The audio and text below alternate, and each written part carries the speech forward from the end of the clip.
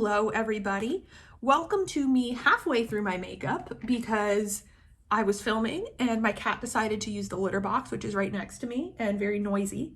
And are you about to get back in it? He doesn't want us to have a good time today.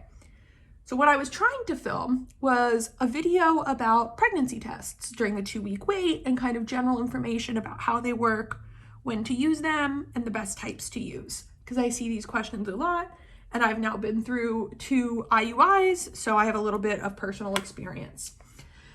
So, pregnancy tests. What even are they?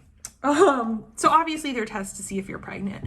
There's 2 main ways this testing can be done. So you probably think mostly of a home pregnancy test. So you pee on a stick, and what it's looking for is a substance called HCG, the human growth hormone, in your urine. A home test is qualitative, so it's not going to tell you how much HCG is in your urine. So it's not going to be like you have the teeniest bit and are barely pregnant, or you have a ton and are 8 months pregnant, right? It's just yes or no. So you'll see digital ones that like actually say the word yes or no, or you'll see where they use the lines and then a dark or a faint or a dark line means yes. So it's pretty binary in that way. You can also get a blood test. So an HCG test, also known as a beta test, is a common term you'll hear. That's when they take your blood and they determine how much HCG is in it. So you will get some sort of qualitative yes or no, but you'll also get beta results. So like a number of the amount of HCG. Technically, anything above a level of 5 is considered pregnant. So on a general basis, you would have probably none, maybe like 1 or 2 in your blood. But if you're pregnant, it's going to be 5 or above. So that's what tests are looking for. You start producing that HCG when an embryo implants. So from a time period, if I got pregnant today through insemination or natural insemination, or there was a fetal embryo transfer or something like that, whatever the case might be, it's not fully implanted in your uterus, and therefore you aren't yet producing HCG. So it takes a little bit of time for that to happen, and that's why you have what's called the 2-week wait. So the time period between theoretical fertilization or transfer and when it would show up conclusively on a pregnancy test. 2 weeks is usually the earliest you can do, especially a home test, because if you think about the general timing of somebody's cycle, the time from ovulation to your next period is about 2 weeks on average. And when you didn't get a period is when somebody would know they might be pregnant. Now, for those of us going through fertility treatment, we're a little bit more keenly aware of that, and so it can be tempting to test earlier. But keep in mind, from a timeline perspective, 6 to 12 days after the insemination or fertilization is when something would actually implant in your uterus. And it takes about 2 days after that for it to start producing enough HCG to show up on a home pregnancy test, or even sometimes a blood test, because it's just small amounts at first. The amount of HCG you produce in very early pregnancy should double every 2 days. So the number itself doesn't really matter as much. When you go for your first beta test, some people have HCG of 29 and have like perfectly healthy, great pregnancies, and some people have it in the hundreds. And neither of those are really better than the other. There's also somewhat of a misconception that a higher beta means you're more likely to have multiples. This cat, I swear.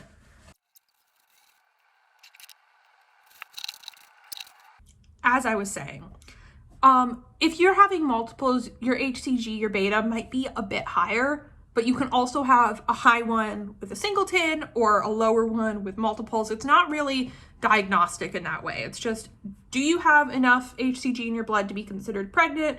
And is it doubling every 2 days like it should be? So that's really what a pregnancy test is looking for. Now, when you're doing fertility treatment, there's something that can trip this up. If you use a trigger shot. So a trigger shot is an injection that makes you ovulate. So if they see you have follicles that are ready to go and you're all on track there, or if you don't ovulate naturally, this can happen too. They'll give you this shot. Some people administer it at home. My doctor's office has you come in and they administer it there. And then within a certain time period, you will ovulate and they'll do your insemination or whatever your procedure is. So this trigger shot contains HCG. Were you guys just not going to tell me I have eyebrow powder like on my face? No one was going to let me know that. Thanks. Well, we'll deal with that later. The trigger shot contains a lot of HCG. So if you were to get your trigger shot and then pee on a stick, it's going to come up positive. And it takes a good amount of time for that to metabolize out of your system. It can range from person to person. So some people's are gone in like 6 days. Some people take the full 2 weeks, but you will get false positives. So what can happen is I'll go for insemination, 2 days later, take a test, and you would see a positive and someone might get excited, but really that's just the trigger shot. So what a lot of people will do is test out the trigger shot. So beginning a day or a couple days after their insemination, you take a home pregnancy test. You are going to get a positive, but you have to know it's not a real positive. And what you do is basically test every day to see that positive fade. So eventually it will probably go away completely and you'll get a stark negative, and you would then know, hey, it's out of your system. Now, if you are pregnant, sometimes you never get that stark negative, but if the line starts to darken at any point, it's likely not the trigger shot. The trigger shot should always decrease in terms of the line's like potency. So that's what you should be seeing it doing. And if it starts to go up again, that might mean you're getting a positive pregnancy test.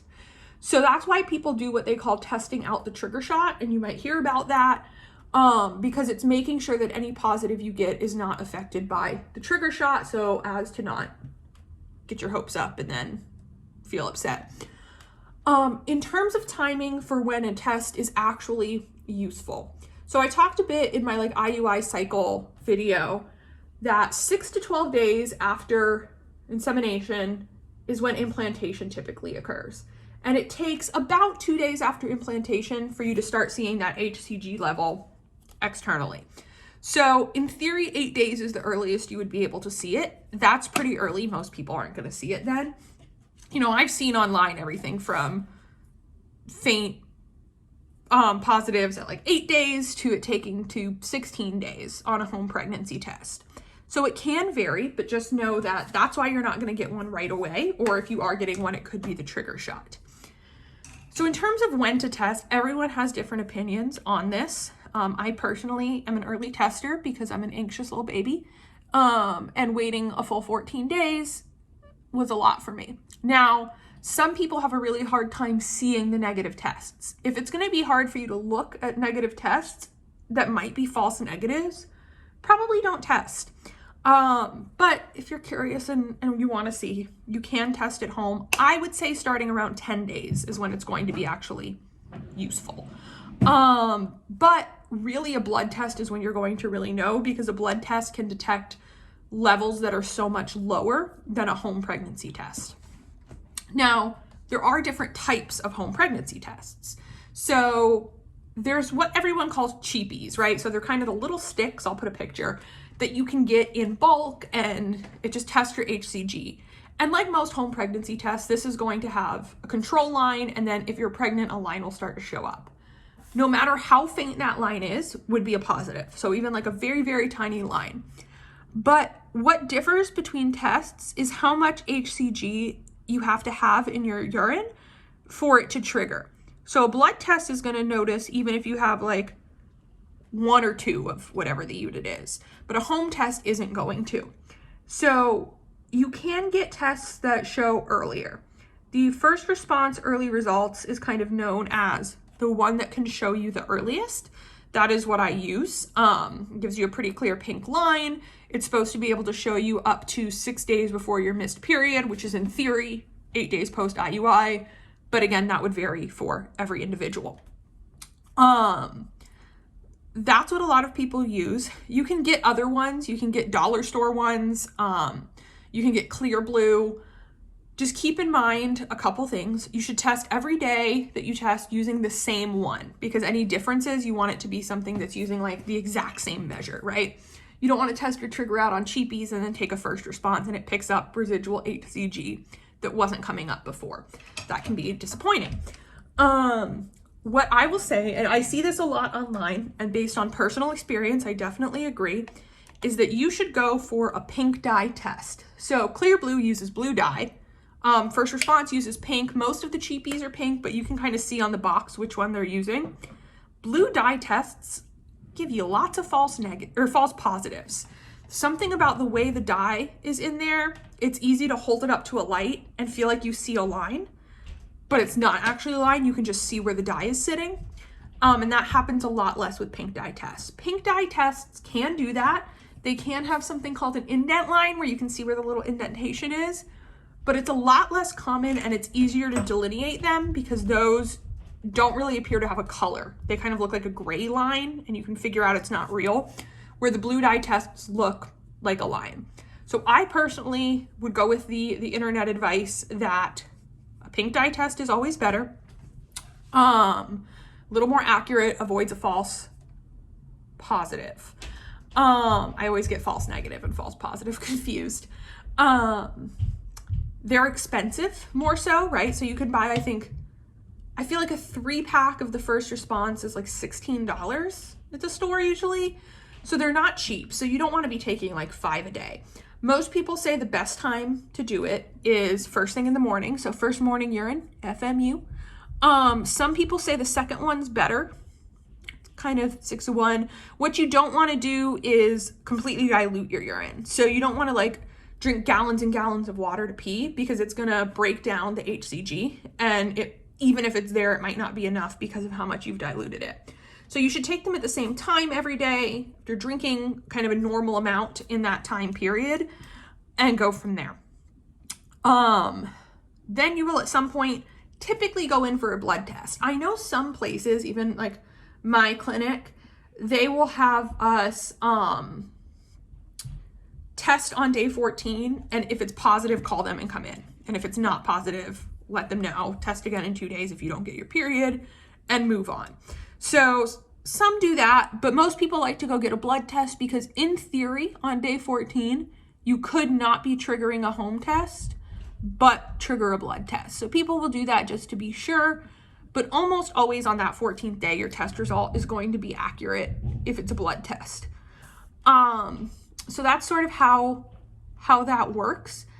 Like I said, it's different for everybody. So I can't say everybody should start testing 10 days after ovulation and do this and that, because some people have trouble with that or have like trauma responses to a lot of negative tests. I personally purposefully took tests I knew would be negative in the early days after my first IUI with no trigger shot.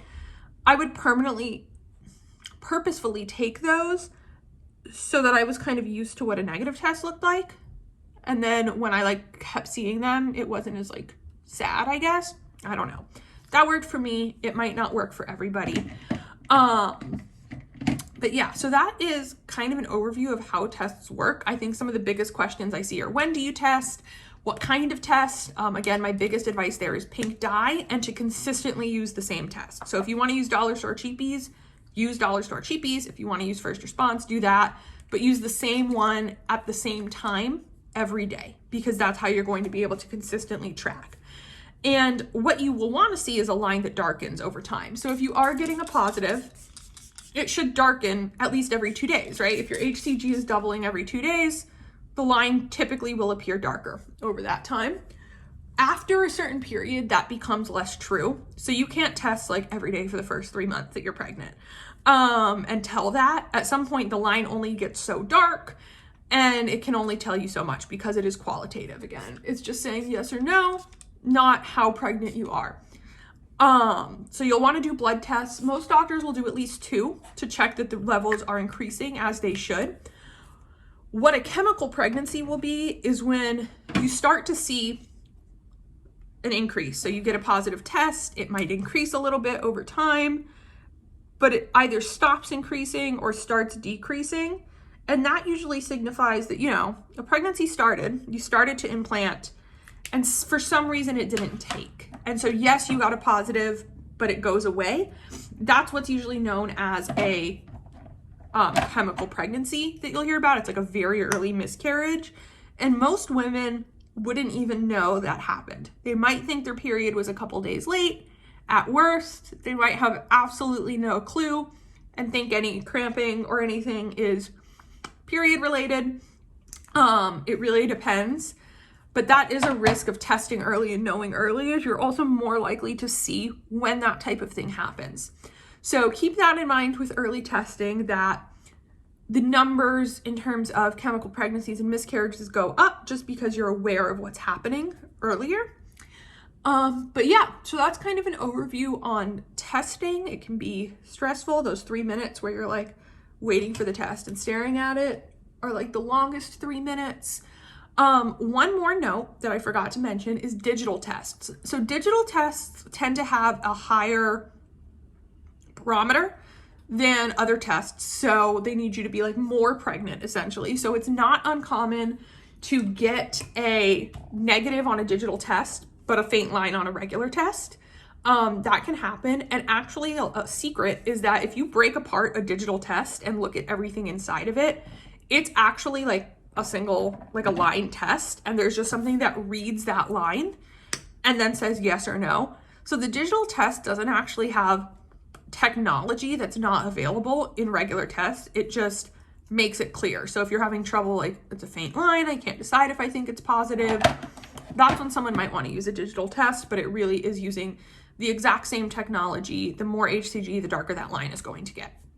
So that's an overview on tests. If you have questions, happy to answer them in the comments as far as I know them. And like I said, for anybody new here, I really appreciate it. I hope you guys keep watching. And if there's anything specific you want me to go over, let me know and I'm happy to do that. So thanks everybody. Have a great day.